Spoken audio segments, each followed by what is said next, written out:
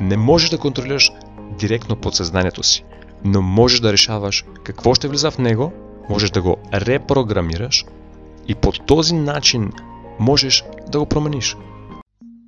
Хей, Хапчушат тук. Родени сме и живеем във възможно най-добрите години, за които хората до сега само са се мечтали и са се молили. Запитвали сте се някога как сме създали първите самолети, компютри, кораби, интернета? Дори четката ни за зъби не знаем как се прави. Имаме всичката тази еволюирала технология. Всичко, което си поискаме, е лесно достъпно на една ръка разстояние. Повечето от всичко това, което имаме покрай нас, съществува само от няколко десетки години. Първият самолет беше създаден преди горе-долу 100 години. Първият телефон преди 30 години, интернета от 20 години, социалните мрежи от около 10 години. Всичко това създадено с най-могъщо оръжие на света, което имаме по рождение ние хората. Нашият мозък. Нашият мозък е машина за решаване на проблеми. Най-могъщия компютър, съществуващ някога. Може да реши каквато задача му възложиш. Но ние го вземаме за даденост. Всъщност, забелязали сте, че всичко, което ни е дадено от Вселената, го вземаме за даденост. Слагаме стойност на материалните неща. Коли, къщи, пари, вещи. А всъщност обратното е вярно. Нашето тяло, нашите емоции, приятели, семейства, душата, мозъка. Това ни е най-скъпото. Използваме нашия мозък за решаване на лесни и прости неща, вместо за трудни и сложни задачи. Но как работи мозъка? И как е възможно да го програмираме, за да постигнем всичко, за което желаем, да се превърнем в това, което мислим? Чували сте израза? Ние се превръщаме в това, което мислим. Още един въпрос за вас. Какво правим, ако това е вярно? Говорил съм доста за поставянето на цели и мотивацията, но смятам, че трябва да погледнем от научна гледна точка как стоят нещата, за да може да разберем на по-дълбоко ниво, да се знае веднъж за винаги, защо казвам каквото казвам, защо имам вярванията за света, които имам и как съм ги изградил. Ние се превръщаме в това, което мислим. Тези думи са много силни и не случайно съм ги поставил под името си. В това видео искам да споделя с вас какво стои за тях. И за тези думи стои мозъкът ни. Да, но не е толкова просто. Затова първо трябва да разберем как работи мозъка ни. Тогава ще знаем как да използваме силата на тези думи. Защото казаните думи ще имат нулево влияние, ако не успеят да докоснат душата ни. Ако не ги разбираме с съзнателния си мозък. И още по-важно, ако не успеят да достигнат подсъзнателния мозък. Сега, мозъкът се дели на две части. Този айсберг, който случайно намерих в Google, представлява нашия мозък. Върхът на този айсберг е съзнателната логическа част на мозъка. Това е 10% от нашия мозък. Това, което не виждаме, са останалите 90% от айсберга, от мозъка. Това е подсъзнателната част от нашия мозък. Съзнателната част на мозъка мисли, наблюдава. Това е, което наричаме логика. А подсъзнателната част е тази, която реагира. Ако още не разбирате, всичко ще ви стане ясно. Не се притеснявайте. Логическата част приема и обработва информацията от ежедневието ни. Всичко, което сме учили в училище, всичко, което родители, приятели ни говорят, каквото гледаме по телевизията, в интернет. Всичко това ни програмира подсъзнанието. Сега, когато тази информация е повторена достатъчно пъти, тя се праща в подсъзнанието на мозъка и остава в дълготрайната памет, като вид спомен, вид убеждение или се формира навик.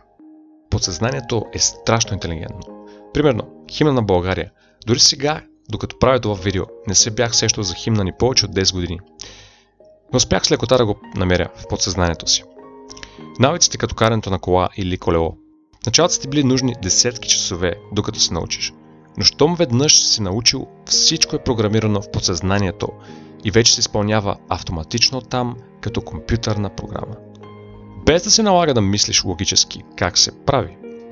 Тези навици, щом веднъж научени, не могат да се изтрият. Те остават в дълбочините на подсъзнанието ни, за да може, ако не си карал колело 20 години, когато се качиш на него, с лекота да можеш да караш. Сега, другия начин, по който помни подсъзнанието ни, без да изисква репетиции, е когато информацията е свързана с някаква емоция. Емоцията може да е била хубава или лоша. Емоция от травма или неприятно преживяване ще остане в подсъзнанието ни, за да предотврати подобна случка в бъдеще. Или емоцията от последното гадже, с което беше. Представете си, съзнателният мозък е като пъзеля на портала.